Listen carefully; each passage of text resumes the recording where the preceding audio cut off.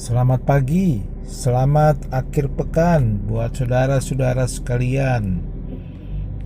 Mari kita kembali di akhir pekan ini.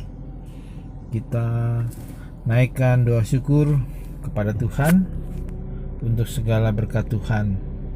Kita bersatu dalam doa. Kami bersyukur, berterima kasih ya Tuhan, karena di akhir pekan ini kami belajar untuk bersyukur kepadamu, menjadi orang yang percaya kepadamu, sebab engkaulah yang diutus oleh Allah. Dan biarlah nama Tuhan yang dipermuliakan.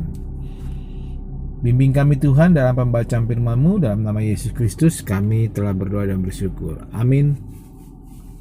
Saudara-saudara, renungan pagi di akhir pekan ini, Sabtu 12 Juni 2021. Firman Tuhan renungan pagi akhir pekan bertajuk Hendaklah Kamu Percaya. Teks bacaan diambil dari Yohanes 6 ayat 29, terjemahan baru Lembaga Alkitab Indonesia, berbunyi demikian. Inilah pekerjaan yang dikehendaki, yaitu hendaklah kamu percaya kepada Dia yang telah diutus oleh Allah. Saudara-saudara, Yesus merupakan public figure yang amat dikenal banyak kalangan. Kemana Yesus pergi, ke situ banyak orang menjumpainya. Beberapa kali para murid kewalahan mengatur tempat dan menyediakan bekal yang dibutuhkan mereka. Menyuruh mereka pulang tak etis, namun membiarkan mereka tetap mengikuti Yesus itu juga tidaklah baik. Sebab mereka mengikuti Yesus, mendengar pengajarannya, tak tega juga kelaparan. Keadaan demikianlah yang kita temukan saat Yesus melakukan mujizat memberi makan 5.000 orang hanya dengan 2 ikan dan 5 roti. Di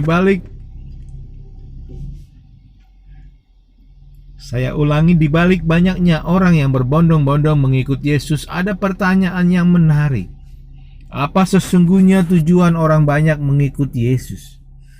Bila disurvei, didata dari kitab-kitab Injil, ada beberapa alasan, yakni hendak mendengar pengajarannya, hendak mendengar khotbahnya yang lembut, yang sangat berbeda dari kaum Farisi. Ada juga yang datang karena membawa orang sakit agar disembuhkan. Tetapi ada juga orang datang hanya melihat celah cara mempersalahkan Yesus. Dari semua motivasi orang datang kepada Yesus diungkapkan oleh Injil Yohanes, yakni mereka mengikut Yesus untuk menjadikan Dia sebagai raja, karena Yesus punya kuasa melakukan mujizat. Apalagi setelah mereka kenyang, Yesus melakukan mujizat dengan 2 ikan dan 5 roti, dapat memberi makan 5.000 orang. Yohanes 6 ayat 15 memuat, karena Yesus tahu bahwa mereka hendak datang dan hendak membawa Dia dengan paksa untuk menjadikannya Dia raja, Ia menyingkir pula ke gunung seorang diri. Penulis Yohanes mencatat bahwa Yesus menghindari dari pikiran murid yang demikian. Mereka mengikuti Yesus dan hendak mengangkat Dia menjadi raja hanya karena dapat membuat perut kenyang. Nah, Injil Yohanes menentang pikiran pengikut Yesus demi perut. Orang percaya harus yakin bahwa manusia hidup bukan hanya dari roti saja. Roti bagi manusia bukanlah tujuan, tetapi bekal untuk mencapai tujuan. Sama seperti leluhur mereka ketika berjalan di padang gurun, Tuhan menyediakan mana. Mana bukanlah tujuan, tetapi mana diberikan Tuhan sebagai bekal mereka di perjalanan menuju tanah Kanaan, negeri yang subur penuh susu dan madu, yang dijanjikan kepada leluhur mereka Abraham, Ishak dan Yakub. Saudara-saudaraku, jadi mana bukanlah tujuan, tapi sumber energi untuk dapat berjalan menuruti kehendak Tuhan. Dari seluruh motivasi mengikut Yesus, satu hal yang dididik Yesus adalah sebagai pelaku-pelaku kehendak Allah. Apakah kehendak Allah yang sesungguhnya?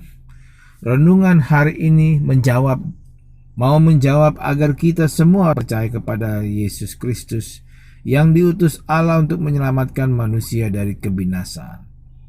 Dengan percaya kepada Yesus kita beroleh hidup yang kekal. Coba kita lihat Yohanes 3:15. Tertulis di situ supaya setiap orang yang percaya kepadanya beroleh hidup yang kekal. Dan dilanjutkan dengan ayat 16, karena begitu besar kasih Allah akan dunia ini, sehingga setiap orang yang percaya kepadanya tidak binasa, melainkan beroleh hidup yang kekal. Saudaraku, Yesus mau kita menjadi pelaku kehendak Allah, percaya kepada Yesus yang diutus oleh Allah, yang menyelamatkan dunia. Sebab dengan percaya kepada Yesus, kita telah mengaminkan keselamatan yang kita terima di dalam kematian dan kebangkitan Kristus. Oleh karena itu, saudaraku, selamat akhir pekan. Selamat berjibaku di dalam memakai akhir pekan ini menjadi kemuliaan bagi nama Tuhan dan percaya kepada Tuhan. Salam bahagia buat keluarga tercinta. Salam hormat kami dari tim redaksi Renungan Pagi. Tuhan memberkati kita semua. Mari kita berdoa. Kami bersyukur dan berterima kasih Tuhan, di akhir pekan ini kami telah belajar firman-Mu, dan ini menjadi bekal buat kami Tuhan, untuk bisa percaya dan terus percaya kepada-Mu Tuhan, bahwa Tuhan adalah sumber inspirasi di dalam kami menjalani kehidupan ini. Kami sambut berkat-Mu Tuhan di akhir pekan ini, dan dalam nama Yesus kami naikkan syukur kami. Amin. Saudara-saudara tetap semangat, ikuti protokol kesehatan, dan sampai jumpa esok minggu kita beribadah baik live streaming maupun juga tatap muka di gereja masing-masing. Tuhan memberkati kita, tetap semangat. Tuhan